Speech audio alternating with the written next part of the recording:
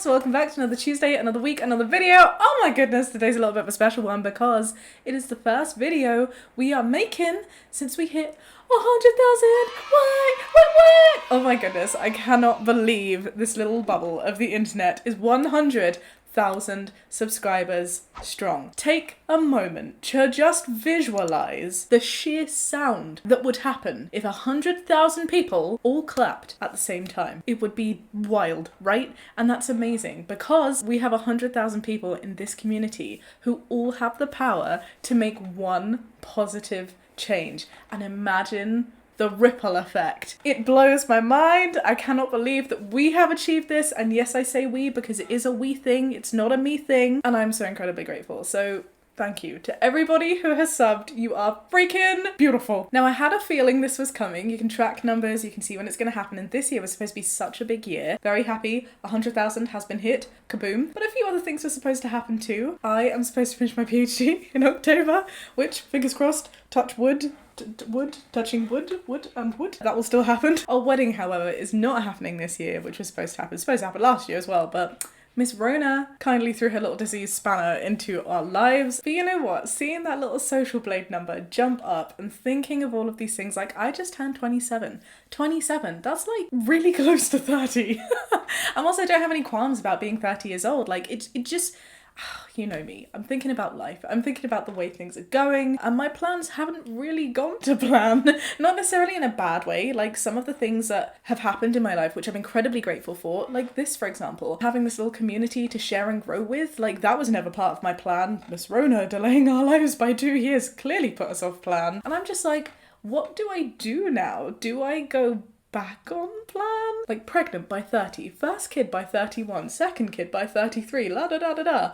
Or does that mean that because it's now gone a bit wonk, everything goes a bit wonk and we delay it a little bit? What does that mean for like my aspirations and my goals? But instead of causing a meltdown, which is what typically would happen, it left me feeling inspired about all the things that I really would like to do. And I was like, hey, let's turn this into a halloumi room video. This sounds like a plan. For those of you who may be new and have no idea what I mean, I created a little series a while ago called the Halloumi Room of Self-Discovery, where I learn about myself and say hello to a new part of me. Hello me, halloumi. Look, I never said I was good at puns, okay? And so today I'm gonna take on another exercise to discover and love and realize and reveal another part of myself. And I really hope this little bit of squeaky cheese encourages you to do the same for you as well. Can you hear that rain, by the way? It's pouring it down. It is chucking it down. So for today's halloumi room, I'm going to be creating and revealing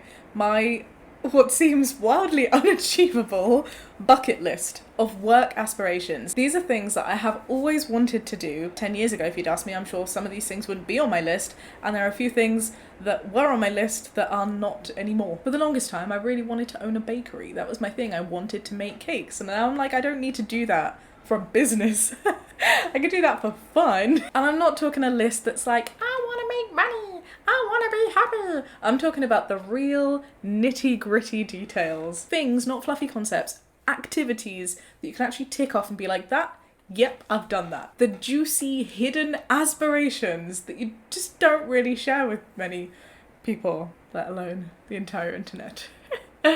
Hello. And in true Shaaba form, I did a little research into aspiration lists, bucket lists. Is it a Concord fallacy? Does it actually help? Vision boards are apparently a hugely helpful thing. So this is my first step into creating my work vision board. Firstly, it visualizes things, and by visualizing, you're that one step closer to making it real. Secondly, it shares accountability. Again, even if it's not with other people, it's to yourself to be like, hey, I've put this on a piece of paper now. It means something. It's more than just a brain fart, right? And I feel like my list is crazy aspirational. Like I have a feeling that many of you are gonna laugh, and that's okay. I still don't fully believe that I can do all of them, but this is my first step in trying to make some of those things happen. I haven't put anything in place for them at all. I need to do that though, and hopefully this is my getting a wiggle on. All right, let's go. Oh, feels very vulnerable. Number 1 on my bucket list. We'll start nice and easy. Ever since I understood what employment and self-employment was, and ever since I did work experience, work just doesn't agree with me.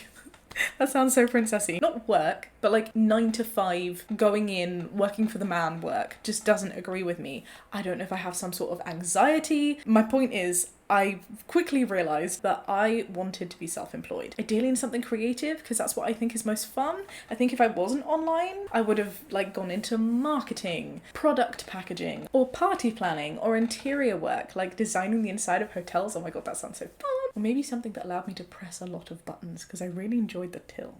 I'm digressing. The point is, I really love the idea of working for myself, and so that is number one. I guess I can kind of tick that off, but it's like an ongoing thing. So it felt like a nice, easy start for my list. Okay, number 2 on my bucket list is also something that seems relatively achievable, right? My number 2 on my bucket list is to create some form of something. Does it fall under like the umbrella of merch? That inspires self-love. That is my plan. I would like to have something to my name that I could put out in the world to be like, use this as a tool to remind yourself of how awesome you are. It sounds even cringier as I say it out loud. But there you go, self-love merch. I'm not talking t-shirts, though I will create a t-shirt. Horse Goes Moo is still on the list. But there you go, it's out there. Okay, which leads me on to number 3. Though I don't think this will come as a surprise to many of you because it's something that I've spoken about a lot on this channel. I like to make music. I like to sing, I like to write, I like to play piano and guitar, and I really would love to share that. But there are 2 things that always get in my way for many years now, or 3. It's an excuse more than anything. It's time, and I've set myself my deadline this October when everything else is out the way, and this becomes my sole focus.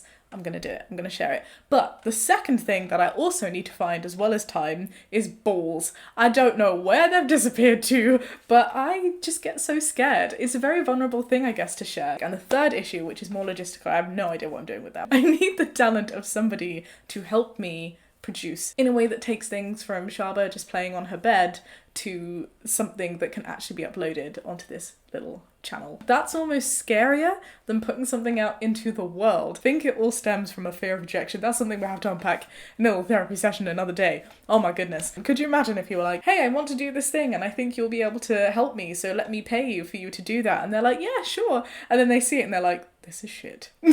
I would hate to think that someone wouldn't enjoy it, but then at the same time, I don't want someone to be like, this isn't for me, go away, we're not compatible, because that would just make me cry. So, number 3 on the bucket list, share the music. Okay, so the first 3, I feel like you're like, yeah, no surprise, Shaaba, I get it, we get it, the stuff you've spoken about before. Okay, 4 onwards, we're going up a level. The next level of wild, ridiculous, unachievable. We're doing it. We're going out there. So number 4, and this one is going to sound a bit fluffy. I want to contribute towards a range that makes me feel proud to be brown and that allows other people to be excited about brownness. For the longest time, I have been very conscious of the fact that I am brown. I always feel too brown for white society. I always feel too white for brown society. There have been so many times where I felt embarrassed to be brown. And yes, whilst it's definitely true that like religion and heavy cultural elements have ingrained this sense of trauma within me, there are elements of my culture that I love, and it's taken me years to realise that it's okay to order Indian food. That doesn't make me weird to enjoy eating a curry.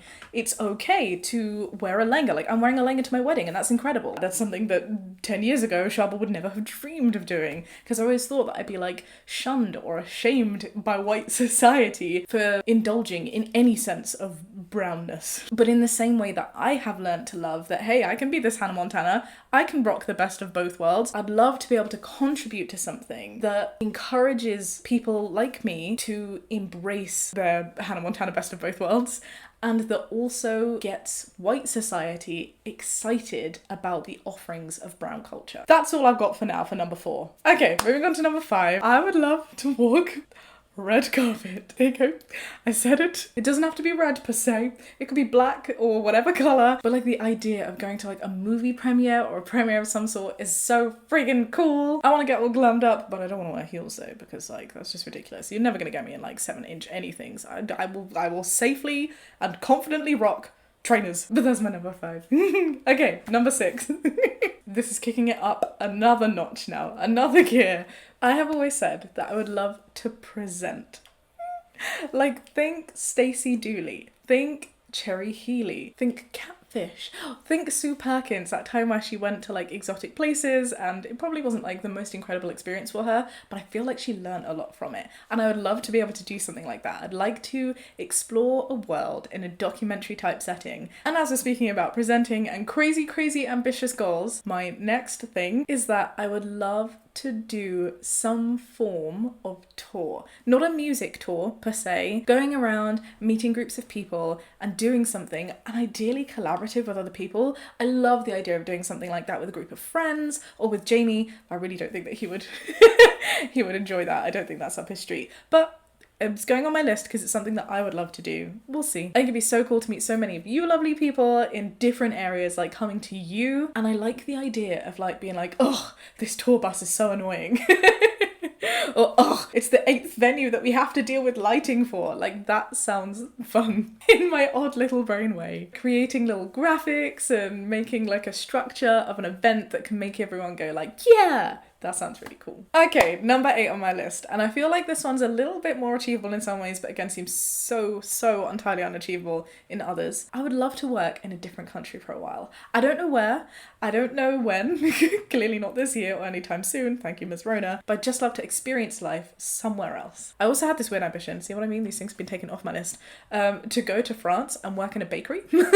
Like, I really wanted to learn the language and immerse myself in the culture in that way. I also don't specifically want to go to France to work in a bakery. I'd like to go somewhere to work on something. And I think my want for that is also just being added to by the fact that we've not been able to travel for a little while and probably won't for a little while longer. But my God, do I want to go to a beach? So yeah, got the travel bug. Travel bug has made it to my aspiration list. Okay. Number 9, getting quite close to the end now. I'd love to act in something. Like, I would like to play a fictional character in some way on a set. I've experienced set environments. They are a lot of fun.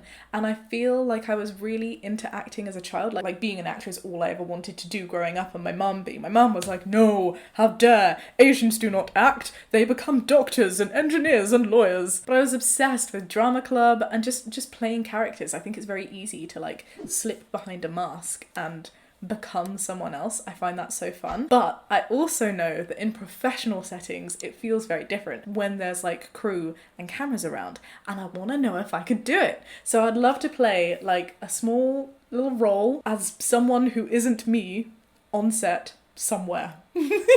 That's my number 9. And then finally, number 10, kind of related, but now we're talking like probably never ever gonna happen. I'm at peace with that, but I would love to try. Whenever I've done covers, there's always one comment that goes, wow, Shaaba sounds like a Disney princess. And I was like, oh my goodness, wouldn't it be so cool to be a Disney princess? But hang on a second, I don't actually want to be a Disney princess. I definitely think that would be way too unachievable. The one thing that I would love to do though is play like the chicken in a Disney movie. If I could voice over one of these like odd little side characters in a Disney or an animated something, how freaking cool would that be? Like the dodos in Ice Age, or like the unicorns from Onwards, or Hey Hey. I was thinking Hey Hey when I said chicken from Moana.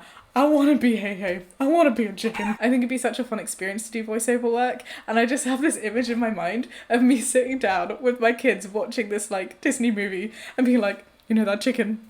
That's me. Your mummy's that chicken.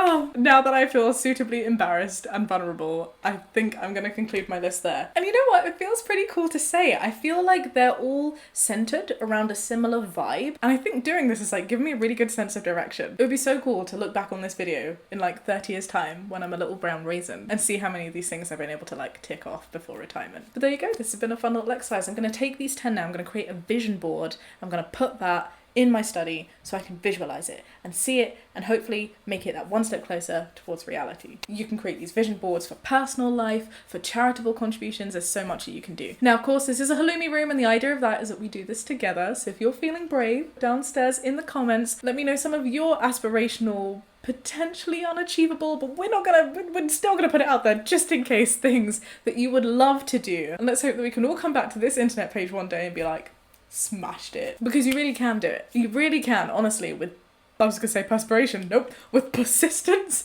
and perseverance, nothing is really unachievable. And hopefully with a stroke of luck we can get there. So light that fire under your bum. Thank you for helping me light mine. And I will see you next week with another video, Tuesdays at 7 p.m. Until then, maybe considering liking and subscribing to join our 100,000 community strong. Be kind and have a great day. Bye.